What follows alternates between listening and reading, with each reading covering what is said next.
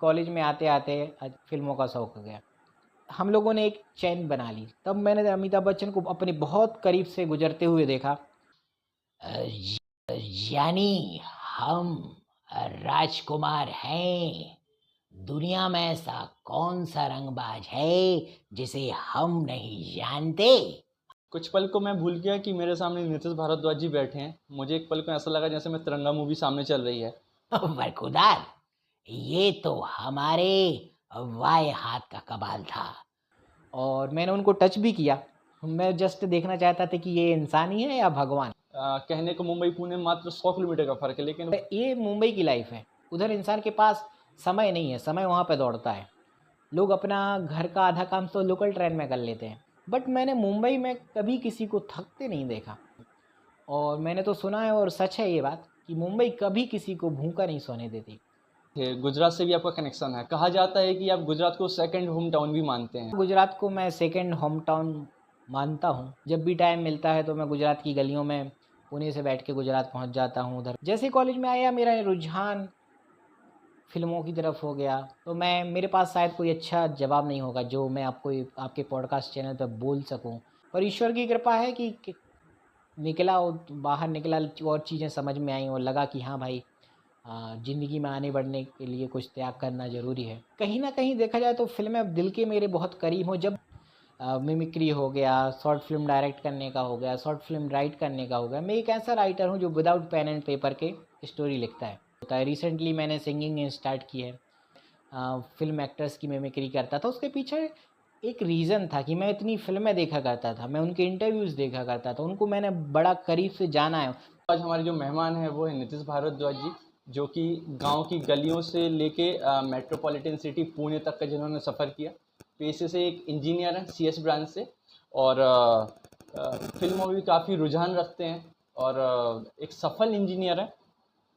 Professionally एक IT professional है, और पर्सनली ऐसे इंसान है जो हमेशा नई चीज़ सीखने में विश्वास रखते हैं। आज हम इनकी कॉलेज लाइफ से लेकर आईटी इंडस्ट्री के बीच में देखेंगे कैसे इन्होंने अपना सफलता को जो है वो हासिल किया। तो नीतीश जी, आपका बहुत बहुत स्वागत है हमारे इस पॉडकास्ट में। तो हम सबसे पहले तो बहुत बहुत धन्यवाद जो इतना अच्छे से आपने मेरा इंट्रोडक्शन किया, उसके लिए तहे दिल से धन्यवाद। इंजीनियरिंग के दौरान बचपन से ही आपका फिल्मों में इतना रुझान कैसे रहा? फ़िल्मों का शौक़ अचानक से हुआ।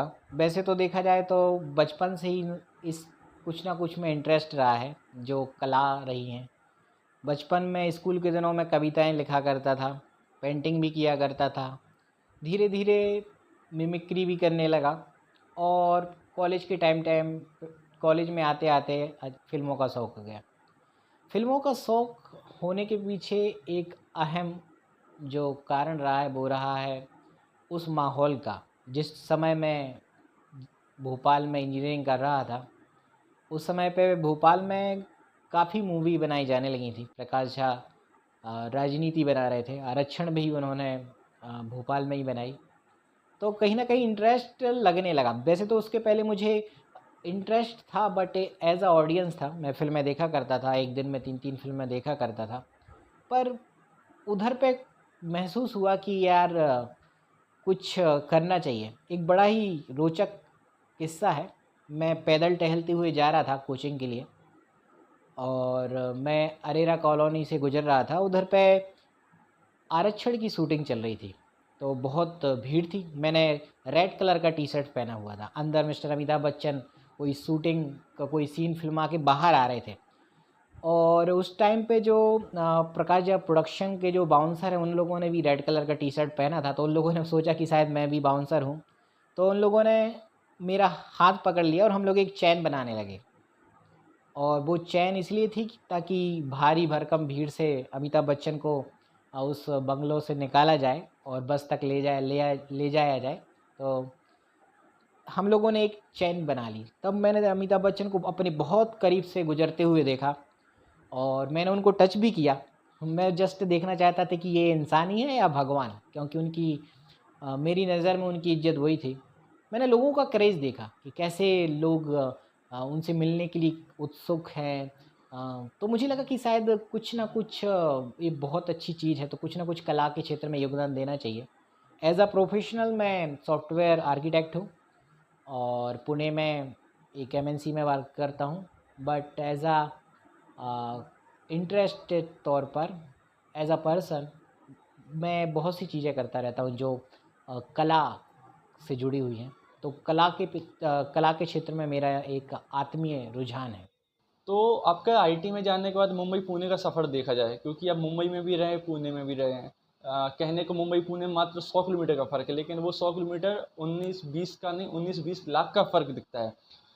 तो आपने मुंबई और पुणे। मुंबई मेरे ख्याल से एक ऐसा शहर है जो हर इंसान को कुछ ना कुछ सिखाता है। मुंबई में मेरा स्ट्रगल रहा। मैं विरार से वहाँ पे आईटी कंपनी में जाया करता था, और मॉर्निंग में सुबह 6:30 पे निकल जाया करता था, अराउंड 9:30 पे उधर पे पहुँचता था। मैं अराउंड 120 किलोमीटर की दूरी तय करता था मेट्रो ट्रेन से। उस मेट्रो ट्रेन में मैंने बहुत कुछ सीखा है।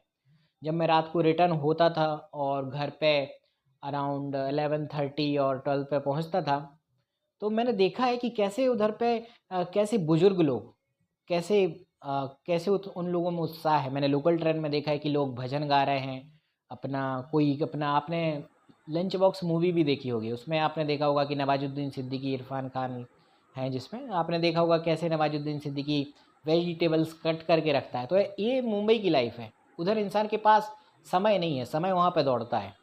लोग अपना घर का आधा काम तो लोकल ट्रेन में कर लेते हैं। तो मैंने कई लोगों को देखा जो सब्जी वगैरह वेजिटेबल्स कट करके रख लेते लोकल ट्रेन में, और जैसे ही घर पहुंचते तो छौंक देते हैं कढ़ाई में। मैंने वहाँ पर बुजुर्ग से बुजुर्ग लोगों को वर्क करते देखा है, और देखा है कि रात रात तक वो कैसे वर्क करते हैं, अपने घर जाते हैं। कई लोगों की ज़िंदगी तो सिर्फ इतनी है कि रात को लेट पहुँचते हैं, सोते हैं और सुबह फिर ऑफिस निकल जाते हैं। बट मैंने मुंबई में कभी किसी को थकते नहीं देखा। मुंबई इंसान को बहुत सिखाती है, लोकल ट्रेन्स वहाँ पर बहुत सिखाती हैं। बहुत कुछ है मुंबई सीखने के लिए। और मैंने तो सुना है, और सच है ये बात, कि मुंबई कभी किसी को भूखा नहीं सोने देती। आप मुंबई जाओ तो कुछ ना कुछ, कहीं ना कहीं कुछ ना कुछ आपको काम मिल जाएगा, चाहे वो किसी भी क्षेत्र में हो। ऐसा मैंने मुंबई के बारे में सुना है। वैसे मुंबई को और ज़्यादा जानने के लिए मुझे बॉलीवुड फिल्मों का बहुत शौक़ है, तो आप भी कई बॉलीवुड मूवीज़ देख सकते हैं। लंच बॉक्स है, मुंबई मेरी जान है, और बहुत सी मूवियाँ हैं मुंबई के बारे में। आप बॉम्बे करके एक मूवी है, तो वो सब आप देख सकते हैं। पुणे के पहले आप गुजरात में भी थे, गुजरात से भी आपका कनेक्शन है। कहा जाता है कि आप गुजरात को सेकंड होम टाउन भी मानते हैं। तो क्या डिफरेंस है मुंबई पुणे और गुजरात के कंपैरिजन में? हाँ, गुजरात को मैं सेकंड होम टाउन मानता हूँ। कैरियर की शुरुआत में मैंने वहाँ पे लगभग 4 साल गुजरात में बिताए, और गुजरात मुझे बहुत पसंद है। इसलिए पसंद है क्योंकि वहाँ के लोग, वहाँ का खाना, वहाँ का रहन सहन, सब कुछ मुझे बहुत बढ़िया लगता है। कल्चर वाइज देखें तो वहाँ पे कई प्रोग्राम्स होते हैं, जैसे नवरात्रि पे गरबा सेलिब्रेशन होता है, काइट फेस्टिवल होता है मकर संक्रांति पे। खाने पीने की ढेर सारी चीज़ें मिल जाती हैं। तो कहते हैं ना कि घर का खाना, तो गुजरात में अच्छी क्वालिटी का खाना भी मिलता है। वो मेरा देखा जाए तो सेकंड होम टाउन है, और मेरे दिल के काफ़ी करीब है। जब भी टाइम मिलता है तो मैं गुजरात की गलियों में पुणे से बैठ के गुजरात पहुंच जाता हूं, उधर कुछ टाइम स्पेंड करने के लिए। रिसेंटली मैं अभी द्वारका गया था, तो एक दिन मैंने अहमदाबाद में बिताया, जहाँ पे मैंने उन्हीं जगह से मैं निकला, उन्हीं रोड्स पे निकला जहाँ पे मैं अपना टाइम बिताया करता था। आप फिल्मों को और आईटी को बैलेंस कैसे करते हैं? जैसा कि आपने बताया कि आप एक दिन में 3 दिन मूवीज़ भी देखा करते थे, लेकिन अभी आईटी का वर्कलोड भी रहता है, फिर आप इनको मैनेज कैसे करते हैं? और दूसरा प्रश्न मेरा ये भी रहेगा कि जो युवा हैं, जो थर्ड ईयर में अपने कॉलेज में कैंपस प्लेसमेंट, ऑफ कैंपस के लिए तैयारी कर रहे हैं, तो जैसे हायरिंग वेबसाइट्स हैं, naukri.com, linkedin.com, क्योंकि अभी लाखों लोग बेरोजगार है, चाहे आप गवर्नमेंट सेक्टर में देख लो या आईटी सेक्टर में देख लो, तो उनके लिए आप क्या मैसेज देना चाहेंगे? तो मैं ये बोलना चाहता हूँ कि इंसान का वक्त कब चेंज हो जाए, इंसान को खुद पता नहीं होता। मैं शुरुआत में मैं 9th क्लास तक मैं पढ़ाई लिखाई में मेरा बिल्कुल भी इंटरेस्ट नहीं था। अचानक पढ़ाई लिखाई में इंटरेस्ट आया 9th से 12th तक। 12th क्लास तक इंटरेस्ट रहा, पढ़ाई में काफ़ी मज़ा आता था, अच्छा भी लगता था मुझे पढ़ाई में। जैसे कॉलेज में आया, मेरा रुझान फ़िल्मों की तरफ हो गया, अदर एक्टिविटीज़ की तरफ हो गया। मैं दिन में 3-3 फ़िल्में देखा करता था। पढ़ाई-लिखाई का देखा जाए तो मुझे कॉलेज के टाइम पे मुझे बिल्कुल इंटरेस्ट नहीं था। और 4 साल जो मेरे बीते, और वो इसी में उस टाइम पे अगर आप मुझसे पूछो कि इन 4 सालों में आपने क्या सीखा, तो मैं मेरे पास शायद कोई अच्छा जवाब नहीं होगा जो मैं आपको आपके पॉडकास्ट चैनल पे बोल सकूं, जो लोग सुन के उसे पसंद कर सकें। मेरे पास ऐसा कोई जवाब नहीं है। लेकिन मैं ये बोलूँगा कि टाइम जो है कभी भी पढ़ने के लिए, कभी भी एज़ अ स्टूडेंट आप कभी भी आप हमेशा लाइफ टाइम स्टूडेंट ही रहते, कभी भी स्टूडेंट वाला टाइम नहीं निकलता। मैं फिर कॉलेज करने के बाद हैदराबाद में गया, फिर मेरा रुझान पढ़ाई से हो गया। उसके पीछे भी एक कारण था। जहाँ पे मैं कोचिंग करने हैदराबाद में गया, तो जो उधर पे टीचर थे मिस्टर बंगा राजू, उनको देख के मुझे लगा कि यार उनसे मैं काफ़ी अट्रैक्ट हुआ देखा जाए तो। और उन्होंने जिस तरीके से फ़र्स्ट डे पे अपने आप को इंट्रोड्यूस कराया, उन्होंने बताया कि 3 साल मैंने एमएनसी यूएसए में काम किया है, और मैंने देखा कि कैसे हज़ारों की तादाद में वो बंदा बैच पे बैच ले रहा है, और कितने उसकी प्रशंसक हैं, कितनी उसकी प्रशंसा करने वाले हैं उसकी टीचिंग स्किल्स की। तो उधर पे मुझे लगा कि यार ये काफ़ी अच्छी चीज़ है, और मुझे जो बनना है वो कहीं ना कहीं बंगा राजू की तरह बनना है। तो वो मेरा फर्स्ट इंस्पायरेशन फिर से रहे थे। तो फिर उसके बाद मेरा फिर इंटरेस्ट आया। उनकी टीचिंग स्किल्स में इतनी अच्छी खूबियाँ थी कि मुझे जो भी वो पढ़ाया करते थे वो समझ में आने लगा। तो कहीं न कहीं फिर उधर मेरा रुझान फिर से पढ़ाई में हो गया, और उधर पे पढ़ाई होने के बाद मैं फिर वापस अपने होम टाउन आ गया। यहाँ होम टाउन आके मैं एक वेबसाइट डेवलपमेंट करने लगा। जो कुछ भी मैंने वहाँ से सीखा था, उधर से मैंने सीख कर एक वेबसाइट डेवलपमेंट की। पर कहीं न कहीं मैं घर छोड़ के, अपना होम टाउन छोड़ के बाहर नहीं बाहर जाना नहीं चाहता था। मुझे लगता था कि यार ठीक है, घर में ही रहना सही है। और मुझे इतना बाहर निकलने का नहीं था। मुझे उस टाइम पे इतना समझ नहीं था, बोल सकते हो आप, कि मुझे मेरे मन में हो, मेरे जीवन में उद्देश्य हो कि मुझे बाहर जाना है। पर ईश्वर की कृपा है कि निकला, और बाहर निकला और चीज़ें समझ में आई, और लगा कि हाँ भाई, ज़िंदगी में आने बढ़ने के लिए कुछ त्याग करना ज़रूरी है। और इस तरीके से होम टाउन से निकल के मैं मुंबई की गलियों में फिर से दोबारा पहुंचा। एआई जानलेवा है। एक देखो, कभी भी आप कोई इंटरव्यू देने जाते हो, उधर पे आपको एक कोड लिखने दिया जाता है। वो कोड आपको पीसी पे लिखने दिया जा सकता है, हो सकता है वो कोड आपको नोटपैड पे लिखना पड़ जाए। बड़ी बड़ी एमएनसीओ में आपको नोटपैड पे लिखना होता है। आज के आज के माहौल में एआई ने लाइफ को इतना सुगम बना दिया है कि हर चीज़ आपको चंद सेकंड्स में आपके पास है। आप इधर से एक प्रॉम्प्ट डालते, उधर से आपको एक रिस्पॉन्स आता है। तो बट जो बंदा एआई का यूज़ करके कोड कर रहा है, जो बंदा एआई को ही अपना जीवन मान चुका है, हर एक रिजोल्यूशन, देखो इंसान हमेशा समस्याओं में पड़ता है, समस्याओं में ही पड़ना इंसान का जीवन है। पर उसका सॉल्यूशन फाइंड करना असली इंसान होता है। लेकिन आजकल तो इंसान अपने एक छोटे से छोटे समस्या के लिए किसी एआई टूल या अदर्स टूल जो न्यू टेक्नोलॉजी से जुड़े उनको देखता है। तो ऐसे में एआई जानलेवा है, क्योंकि हो सकता है कि आप बहुत अच्छी कोडिंग कर दें एआई का यूज़ करके, बट आप फिर भी एक बेसिक सिंपल सी हिसाब का प्रोग्राम नहीं बना सकते अगर आप एआई पे पूर्णतः डिपेंडेंट हो गए हैं तो। आपका दूसरा क्वेश्चन नौकरी डॉट कॉम और लिंक्डइन से है। नौकरी डॉट कॉम एक वेबसाइट है जहाँ पर कोई भी फ्रेशर अपना रिज्यूमे डाल सकता है, अपना एक्सपीरियंस दिखा सकता है, कहाँ पे क्या इंटर्नशिप की है, और जो भी उसमें वैकेंसीज़ निकल रही हैं उस पर आप अप्लाई कर सकता है। लाखों वैकेंसीज निकलती हैं और इंसान उस पर अप्लाई करता है। और अगर आपका रिज्यूम शॉर्टलिस्ट होता है तो वो एक अच्छा प्लेटफॉर्म है आपको इंटरव्यू क्रैक करने के लिए। आपको इंटरव्यू शेड्यूल किया जाता है आपका, जो आप क्रैक करते हो तो आपको प्लेसमेंट मिलता है। लिंक्डइन देखा जाए तो एक नेटवर्क है प्रोफेशनल लोगों का, जो प्रोफेशनल कोई भी हो सकता है, आईटी से रिलेटेड हो सकता है, अदर हो सकता है, bank related, government job related, कला के क्षेत्र में बहुत सी चीज़ें।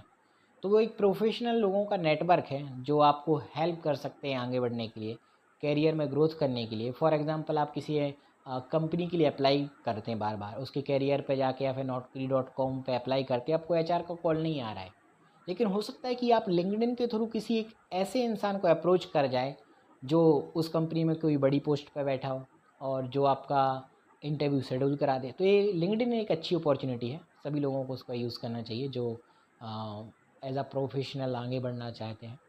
आप फ़िल्मों को और आईटी को बैलेंस कैसे करते हैं? जैसा कि आपने बताया कि आप एक दिन में 3 दिन मूवीज़ भी देखा करते थे, लेकिन अभी आईटी का वर्कलोड भी रहता है, फिर आप इनको मैनेज कैसे करते हैं?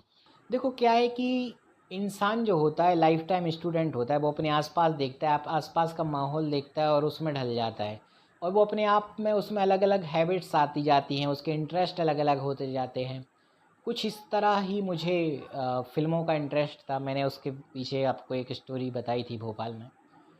तो कहीं न कहीं देखा जाए तो फ़िल्में अब दिल के मेरे बहुत करीब हों। जब भी कोई मौका मुझे मिलता है तो मैं कुछ छोटा-मोटा ऐसा काम करता रहता हूँ। मिमिक्री हो गया, शॉर्ट फ़िल्म डायरेक्ट करने का हो गया, शॉर्ट फ़िल्म राइट करने का हो गया। मैं एक ऐसा राइटर हूँ जो विदाउट पेन एंड पेपर के स्टोरी लिखता है। तो मैं स्टोरीज़ भी लिखता हूँ, कुछ भी देखता हूँ, समाज में कुछ देखता हूँ, उसको अडॉप्ट करता हूँ, उस पे से एक स्टोरी लिखता हूँ, but without pen and paper. तो ये एक कला है जो मेरे दिल के काफ़ी करीब है, और वो कला कभी भी सामने आ जाती है लोगों के, और चलता रहता। तो कुछ ना कुछ देखता रहता हूँ जो दिल को पसंद होता है। रिसेंटली मैंने सिंगिंग स्टार्ट की है। सिंगिंग मुझे मेडिटेशन की तरह लगता है, और मेरा दिमाग फ्रेश कर देता है, इसलिए मुझे वो मेडिटेशन की तरह लगता है। तो इंसान को कुछ ना कुछ करते रहना चाहिए। इंसान, मैं मिमिक्री भी करता हूँ। मिमिक्री इंसान तब करता है जब वो किसी चीज़ को बड़े पास से ऑब्ज़र्व करता है, या उस कई चीज़ें देखता है। फॉर एग्ज़ाम्पल मैं फ़िल्म एक्टर्स की मिमिक्री करता था, उसके पीछे एक रीज़न था कि मैं इतनी फ़िल्में देखा करता था, मैं उनके इंटरव्यूज़ देखा करता था, उनको मैंने बड़ा करीब से जाना है, उनका बोलने का क्या लहज़ा है, वो सब मैंने सीखा है, और वो कैसे सीखा है, वो फ़िल्में देख के सीखा है। तो वो मेरा इंटरेस्ट है। तो थोड़ी बहुत वो कभी कर लेता था मैं। तो आप से लेके अभी तक का दौर है जो आप मिमिक्री करते थे, तो क्या आप हमारे ऑडियंस को बताना चाहेंगे कि मिमिक्री करके जी, बिल्कुल। वैसे तो मिमिक्री को छोड़े मतलब काफ़ी दिनों से की नहीं है, फिर भी मैं ट्राई करता हूँ। एज़ अ ऑडियंस आपको डिसाइड करना है कि कितनी परफेक्ट है और कितना कम है। मैं ट्राई करता हूँ। यानी हम राजकुमार हैं। दुनिया में ऐसा कौन सा रंगबाज है जिसे हम नहीं जानते? बरखुदार, ये तो हमारे वाय हाथ का कमाल था। भूले से अगर हमारे पाइप को सॉरी भूले से अगर हमारे रूमाल को हाथ लगा बैठते तो चीथड़े उड़ जाते। चीथड़े कुछ पल को मैं भूल गया कि मेरे सामने नीतीश भारद्वाज जी बैठे हैं। मुझे एक पल को ऐसा लगा जैसे मैं तिरंगा मूवी सामने चल रही है, और अभी हम जब ये ब्रॉडकास्ट शूट कर रहे हैं तो अभी आज ये 15 अगस्त है, और हमारे साथ नीतीश भारद्वाज थे। आप मिलते हैं अगले ब्रॉडकास्ट में एक अगले मेहमान के साथ।